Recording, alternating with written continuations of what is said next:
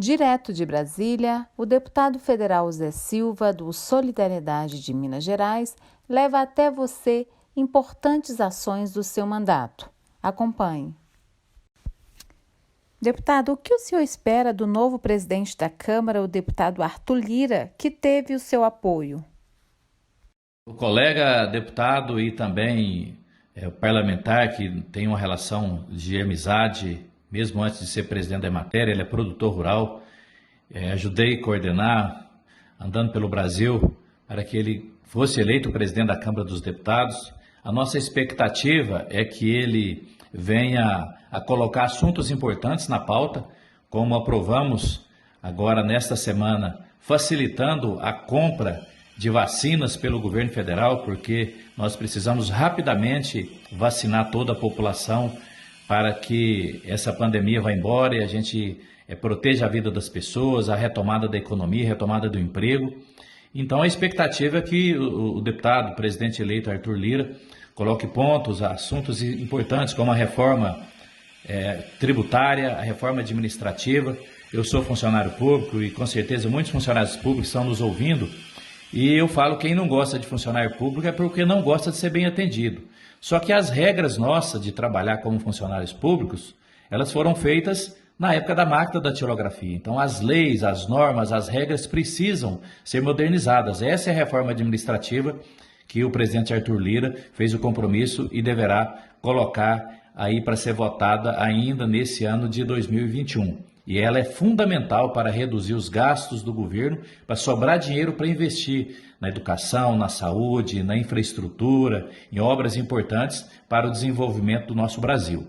Outra reforma importante, a reforma tributária.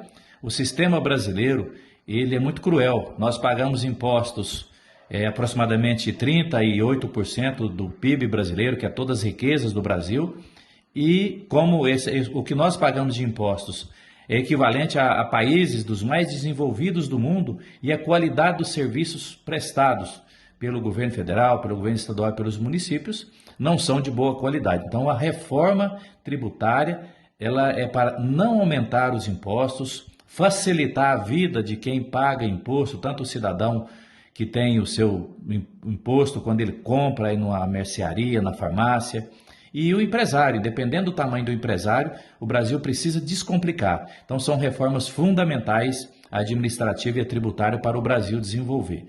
E na pauta da área que eu mais atuo, que é a área do agronegócio, da agricultura, e quando a gente fala o agronegócio, nós não estamos falando só do grande produtor rural que produz para exportação, mas também está o produtor de pequeno porte.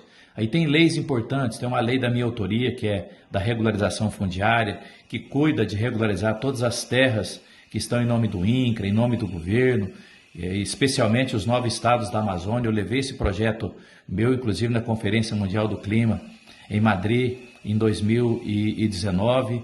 É um projeto que tem o apoio da maioria absoluta das lideranças rurais do Brasil, do parlamento, só que o ex-presidente da Câmara só colocava assuntos que fossem de consenso. Esse, evidentemente, que é um assunto polêmico, mas que vai resolver a questão, inclusive, das queimadas, dos desmatamentos e ocupações ilegais, especialmente na região amazônica. Então, vai garantir a competitividade da nossa soja, da nossa carne no mercado internacional e fazer justiça para quase 300 mil produtores brasileiros que aguardam, alguns desde a década de 70, ter o documento da sua terra.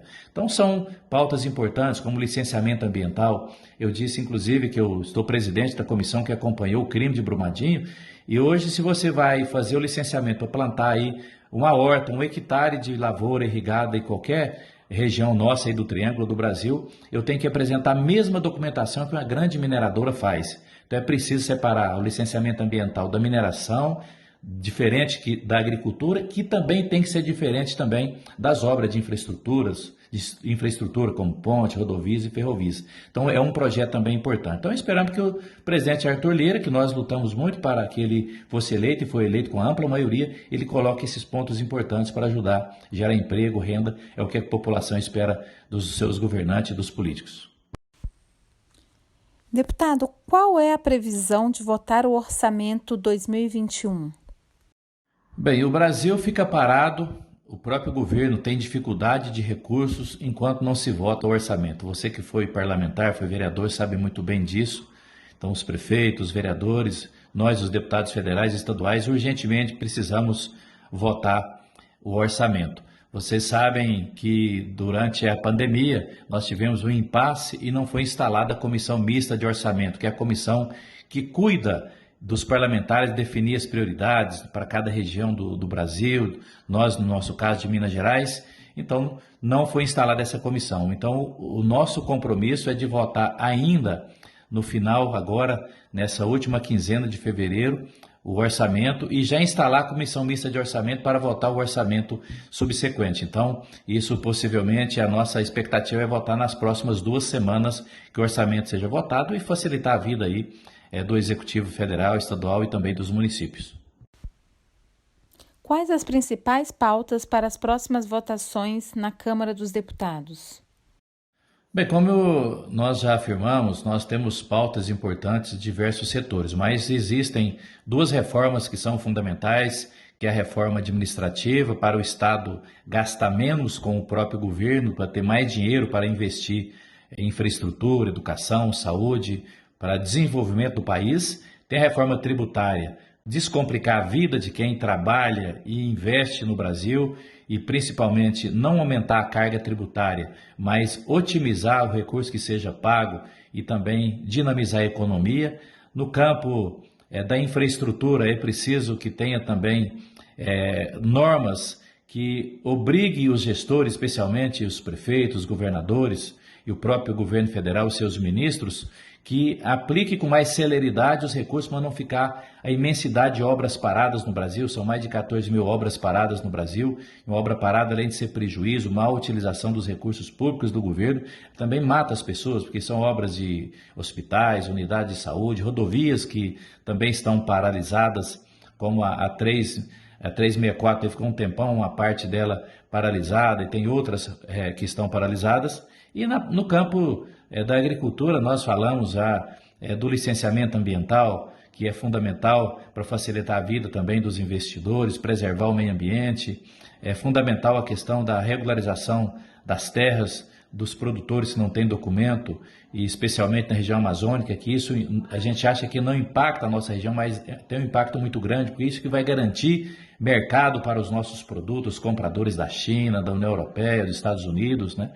E projetos também importantes ligados à saúde, né? Nós vimos que nesse tempo de pandemia nós aprovamos mais de 100 proposições para facilitar, para ter a telemedicina, recursos para santas casas, hospitais. Então é preciso descomplicar o Brasil, menos Brasília e mais Brasil, especialmente os municípios, que é onde a população vive. Então essas são as pautas mais importantes que eu acredito, se nesse ano, se a gente conseguir aprovar grande parte dessas pautas, já será um grande legado para a retomada da economia e preservação da vida no Brasil. O senhor promoveu um encontro entre prefeitos e o governador Romeu Zema. O senhor pode destacar quais foram as principais pautas desse encontro? Sim, muitas conquistas importantes do nosso mandato, até porque já no 3º mandato, passando pela presidência da Emater 8 anos, secretário de Estado de Agricultura de Minas Gerais, secretário de Estado do Trabalho, e esse ano tive a grande honra de ser considerado entre os deputados mais influentes do Brasil e o mais influente no ramo da regularização fundiária e da agricultura familiar. Isso resulta, por exemplo, de ter essa ligação direta com o governador, que levei a quantidade de prefeitos para tratar desses assuntos estruturantes da região, e também na viabilização de recursos. Veja que no finalzinho do ano inauguramos uma unidade básica de saúde modelo no distrito de Estrela da Barra, inauguramos aí no bairro Itália, em Quipés, que ficou muito tempo a ser construída, né? Então ficou já desatualizada. Uma unidade básica de saúde que atende 5 bairros de Ituiutaba, uma muito moderna também em Campina Verde. São 4 unidades no Pontal do Triângulo Mineiro para ajudar a cuidar do ponto mais estratégico, que é a vida das pessoas. Também lidera um movimento aí de uma parceria público-privada entre o setor sucroenergético e também o governo federal, que é a construção de um asfalto que liga Limeira do Oeste a Chaveslândia, numa região ali margeando basicamente o Rio Paranaíba, que nós nunca imaginávamos que ali pudesse ter um asfalto. Essa obra já está em fase de licitação. É um recurso onde vários parlamentares participaram, eu lidero esse movimento. A ministra da Agricultura, Tereza Cristina, teve um papel muito estratégico nos ajudando. O ex-deputado Marcos Montes, que é o secretário executivo do Ministério da Agricultura. Especialmente eu agora presidente do Senado, mas não era presidente do Senado, o senador Rodrigo Pacheco, que nos ajudou e nós já temos 37.190.000, parte de emenda minha, inclusive, para o início dessa obra, que espero que nos próximos 4, 5 meses essa obra seja iniciada, que liga Limeira do Oeste a Chaveslândia. Isso vai valorizar as propriedades daquela região, vai fazer uma ligação por asfalto do Triângulo Norte com o Triângulo Sul, então vai dinamizar essa margem do Rio Paranaíba nosso aí e facilitar esse acesso. E essa é uma estrada que ela não é federal, então facilita esse tipo de ação nossa com o governo do estado. Então quem está licitando o projeto, quem está licitando a obra é o governo do estado, mas a Prefeitura Municipal de Limeira é que organizou todo o projeto para que essa obra saísse. E nesse começo de ano, como todos sabem, nesse momento de muito desafio do Brasil, eu já tenho a alegria de os prefeitos aí da região já começar com recurso significativo que eu destinei para os municípios. O União de Minas, por exemplo, já começa com 1 milhão de recursos para serem investidos lá no município. Esse 1 milhão para a União de Minas, ele é principalmente para a aplicação na construção de infraestrutura do mercado. Para o produtor rural são 500 mil, 300 mil para uma máquina para ajudar na construção das estradas vicinais e 200 mil que já foi investido, já foi pago inclusive no começo do mês de janeiro para a prefeitura colocar lá o atendimento de qualidade na Santa Casa da Saúde, né? Carneirinho, quase R$500 mil, 411 mil reais, com trator, ar-condicionado para as escolas, implementos agrícolas para todas as comunidades, né? Já em Limeira do Oeste, já 1.700.000, sendo quase 1.955.000 para essa rodovia que eu destaquei, 450 mil para construir um centro de comercialização da agricultura familiar, que já tem um em Carneirinho que eu construí no mandato anterior do ex-prefeito Cássio, e também a modernização do nosso estádio municipal de Limeira do Oeste. Então, da soma lá, basicamente 1.700.000. Para nossa Iturama, é uma cidade que no mandato passado eu destinei aí praticamente 20 milhões, mas quando o município às vezes não está muito preparado, os projetos não são feitos com qualidade, nós perdemos praticamente a metade desse recurso. Mas ainda tem aí, ou empenhado, ou em aplicação aí para a prefeitura, disponível para o prefeito, que foi eleito agora aí, 1.502.000, sendo 110 mil um trator agrícola que para a Universidade Federal do Triângulo Mineiro, ajudar na formação dos alunos, lembrando que eu consegui aí 2 milhões que estão formando aí 50 agrônomos das diversas regiões do Brasil, colocar ar-condicionado no Hospital do Povo, 100 mil, parece que já está sendo feita a instalação, tem um recurso de equipamentos também para a atenção básica da saúde, 230 mil, isso foi pago em 4 de dezembro de 2019, né? Também não sei como que está o andamento dessas aquisições. Mais um trator lá para o distrito de Alexandrita, mais 122 mil reais, 239.600 para colocar ar-condicionado em diversas escolas municipais aí do município, que também me parece que já está sendo feita a aquisição. Tem um trator agrícola também para atender um pedido aí do vereador Vilmar, do vereador Paulinho, para atender os agricultores do Banco da Terra. Esse recurso está pago desde julho de 2020 aí na conta da Prefeitura de Iturama. E também mais 200 mil que foi pago em novembro de 2019, mais 100 mil um veículo para apoiar a Secretaria da Agricultura. É um município essencialmente agrícola, né? Então, com certeza, esse 100 mil vai ajudar a adquirir um veículo para o secretário da Agricultura, do Meio Ambiente, cuidar aí do nosso meio rural. E 200 mil, até um compromisso que eu fiz com o pessoal aí da Asforama, que a Prefeitura adquirir mais um caminhão para ajudar na conservação das estradas vicinais, nessa parceria da Prefeitura com a usina. São 200 mil que foi pago em março de 2020. E a reforma e ampliação do Hospital do Povo, uma luta muito grande do ex-prefeito Anderson, foi 1.499.000, desse só falta pagar 299 mil reais para concluir aí as obras de ampliação e reforma do Hospital do Povo. Então, somando isso dá 1.502.000. E para Campina Verde, que é um município vizinho, eu estou falando aí dessa, só mais próximo a Iturama aí, Campina Verde também, lá, recurso de 1.900.000. Então, somando tudo isso aí, dá mais de 7 milhões para esses municípios, esses 5 municípios aí da região. E com certeza, Ronaldo, continuar lutando aqui em Brasília para que nossa região tenha cada vez mais recurso e parceria para o desenvolvimento. O senhor promoveu um encontro entre prefeitos e o governador Romeu Zema. O senhor pode destacar quais foram as principais pautas desse encontro? Esta reunião, esta audiência que eu realizei com o governador Romeu Zema, iniciada as tratativas, quando eu estive com ele no final do ano, aí inaugurando aí a pedra fundamental do Porto Seco para exportação de açúcar, aí através da ferrovia, onde quase 40 prefeitos de toda Minas Gerais participaram desta audiência, onde apresentamos demandas estruturantes de todas as regiões de Minas Gerais.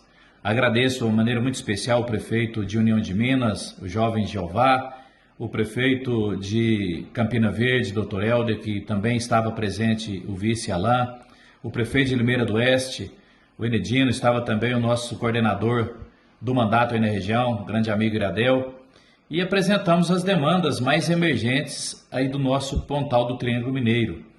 Nós sabemos que a gente vive uma pandemia que mais parece um filme de ficção científica, onde o nosso inimigo comum é o vírus, mas existem debates que não levam a lugar nenhum sobre de quem que é a responsabilidade, se é do presidente da República, do governador ou do prefeito. E, na verdade, a responsabilidade é de todos nós, de tomar as medidas recomendadas pelas autoridades da saúde. Mas nós levamos demandas importantes aí da região. Uma demanda, ela é muito importante, é emergente. Eu já entreguei para o governador quando ele esteve presente, mais 2 vezes estive com ele, levando a necessidade de refazer o asfalto de Frutal a Iturama, principalmente esse asfalto de Itapajipe até Iturama. Eu disse a ele que já tinha reunido com o ex-presidente do Departamento de Estrada de Rodagem de Minas Gerais, o DR, que à época autorizou uma operação tapa-buraco que não resolve. Aí ele me informou, o governador me informou que até o meio do ano vai ter um projeto para refazer o asfalto, porque nem consertar mais tem jeito, né? De tanto que o leito da rodovia está acabado, né? Estragou totalmente. Então levamos essa demanda urgente, falamos para ele que além do risco de vidas, o prejuízo, quando precisa uma pessoa talvez ir para fazer um tratamento mais de média e alta complexidade que tem que se deslocar, ou então é obrigação do governo manter essa estrada, essa via estadual, ela mantê-la assim de maneira adequada para as pessoas irem e virem.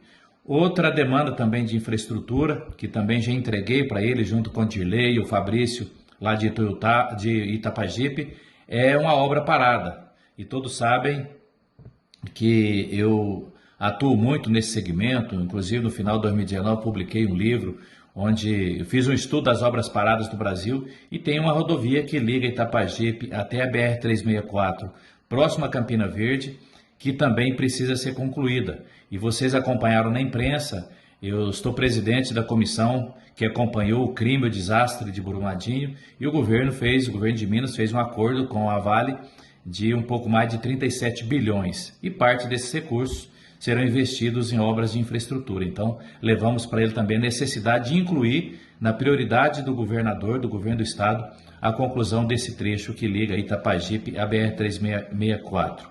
Também ali nós temos, especialmente agora mais aflorou com essa pandemia, como eu dizia inicialmente, a expansão dos leitos de UTI na cidade de Uberaba. A prefeita Elisa também estava presente nesta audiência com o governador e a região que atende, Uberaba atende 27 municípios, quase 2 milhões de habitantes, já que Uberlândia principalmente está num colapso com a pandemia, então levamos também a necessidade de expansão do número de leitos de UTI para Uberaba. E na terça-feira, no dia 19, chegou um pedido que eu fiz ao ministro da Saúde diretamente, 30 mil testes para saber sobre a expansão também da doença aí na região. E nós levamos também uma demanda antiga, né? É a necessidade de melhoria dos serviços prestados pela Copasa e também as cobranças indevidas que foram feitas pela Copasa, que é preciso resolver. E tem um pedaço, tem um trecho de estrada também da MGC 497 que liga Uberlândia ao Prata, que também precisa ser renovada.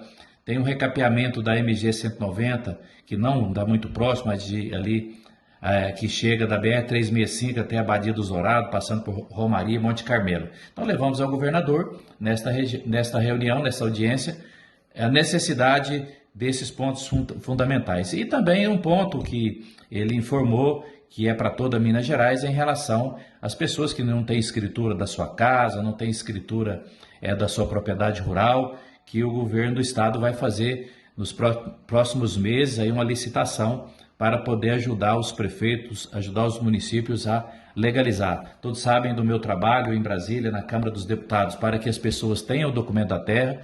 Eu tenho afirmado que quem é proprietário, não tem o documento da terra, tanto na cidade como na roça, é como cidadão que não tem identidade CPF. O seu imóvel é desvalorizado, ele não consegue fazer um financiamento, então por isso essa é uma luta minha muito grande lá em Brasília. Então, essa audiência com o governador foi muito produtiva, ele anotou tudo e com certeza eu estarei acompanhando fortemente aí para que ele atenda essas demandas estruturantes na nossa região aí do Triângulo Mineiro.